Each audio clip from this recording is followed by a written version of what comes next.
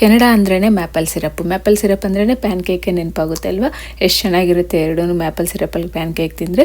So ಅದೇ maple syrup ಯಾವ ರೀತಿ ಮಾಡೋದು ಅಂತೇಳ್ಬಿಟ್ಟು ಇವತ್ತು ಮ್ಯಾಪಲ್ ಸಿರಪ್ ಫ್ಯಾಕ್ಟ್ರಿಗೆ ಕರ್ಕೊಂಡು ಹೋಗ್ತಾ ಇದ್ದೀನಿ, ಬನ್ನಿ ನೋಡೋಣ ಅಂತೇಳಿ. ನೀವು ಇನ್ನು ಮ್ಯಾಪಲ್ ಸಿರಪ್ ಫ್ಯಾಕ್ಟ್ರಿ ಹತ್ರನೇ ಮಾರ್ನಿಂಗ್ ಬ್ರೇಕ್ಫಾಸ್ಟೇ ಕೊಡ್ತಾರೆ ಅವರು. ಪ್ಯಾನ್ ಕೇಕು ಮ್ಯಾಪಲ್ ಸಿರಪ್ ಕೊಡ್ತಾರೆ ಅಷ್ಟೇ, ಇನ್ನು ಬೇರೆ ಏನು ಕೊಡಲ್ಲ. ಅಲ್ಲಿ ಫುಲ್ ಫೇಮಸ್ಸು ಪ್ಯಾನ್ ಕೇಕು. ಇನ್ನು ಅದು ಬ್ರೇಕ್ಫಾಸ್ಟ್ ಮುಗಿಸ್ಕೊಂಡು ಇನ್ನು ನಾವು ಅಲ್ಲಿ ಮ್ಯಾಪಲ್ ಸಿರಪ್ ಯಾವ ರೀತಿ ಮಾಡ್ತಾರೆ ಅಂತ ನೋಡೋಕೆ ಹೋಗಿದ್ವಿ. ನೋಡ್ಬೋದು ನೀವೇನೆ, ಇಲ್ಲಿ ಮ್ಯಾಪಲ್ ಟ್ರೀಸ್ ಇರುತ್ತಲ್ವ, ಆ ಟ್ರೀಸಿಂದ ಸ್ಯಾಪ್ ಮಾಡ್ತಾರೆ. ಅದು ವಾಟರ್ ಥರ ಬರುತ್ತೆ.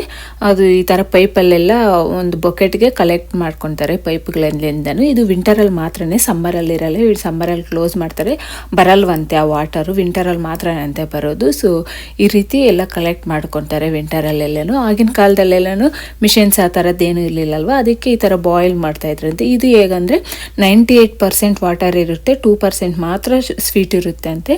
ಅದನ್ನು ನಾವು ತಗೊಂಡು ಬಂದು ಸ್ವಲ್ಪ ಫಿಲ್ಟರ್ ಮಾಡಿ ಆಮೇಲೆ ಅದನ್ನು ಫುಲ್ ಬಾಯ್ಲ್ ಮಾಡ್ತಾರೆ. ಅದು ಎಷ್ಟು ಬಾಯ್ಲ್ ಮಾಡ್ತಾರೆ ಅಂದರೆ ಒಂದು 60% ಬರೋವರೆಗೂ ಬಾಯ್ಲ್ ಮಾಡಿದ್ಮೇಲೆ ಅದು ಮ್ಯಾಪಲ್ ಸಿರಪ್ ರೆಡಿ ಆಗುತ್ತೆ. ಬೇರೆ ಏನು ಆ್ಯಡ್ ಮಾಡಲ್ಲ ಇದರಲ್ಲಿ. ಅದು ಸ್ಯಾಪ್ ಮಾಡಿರ್ತಾರಲ್ವ, ಅದನ್ನು ತಗೊಂಡು ಬಂದು ಆ ವಾಟರ್ನ ಇಲ್ಲಿ ಸುಮ್ಮನೆ ಬಾಯ್ಲ್ ಮಾಡೋದಷ್ಟು, ಬೇರೆ ಶುಗರ್ ಏನೂ ಆ್ಯಡ್ ಮಾಡಲ್ಲ. ಇನ್ನು ಅದನ್ನು ಫಿಲ್ಟರ್ ಮಾಡಿಬಿಟ್ಟು ಸ್ಟೋರ್ ಮಾಡಿಬಿಟ್ಟು ಆಮೇಲೆ ಈ ಥರ ಪ್ಯಾಕ್ ಮಾಡಿ ಅಲ್ಲೇ ಮಾರ್ತಾರೆ. ತುಂಬ ಚೆನ್ನಾಗಿರುತ್ತೆ ಟೇಸ್ಟು. ನಾವು ಶಾಪಲ್ಲಿ ತೊಗೊಳೋದಕ್ಕಿಂತ ಇಲ್ಲಿ ಈ ಥರ ಫ್ಯಾಕ್ಟ್ರಿಗಳಲ್ಲಿ ತೊಗೊಳೋದಂತೂ ಟೇಸ್ಟ್ ಫ್ರೆಶ್ ಆಗಿರುತ್ತೆ, ತುಂಬ ಚೆನ್ನಾಗಿರುತ್ತೆ. ಇದು ಬಂದು ನಯಾಗ್ರಾದಲ್ಲೇ ಇರೋದು.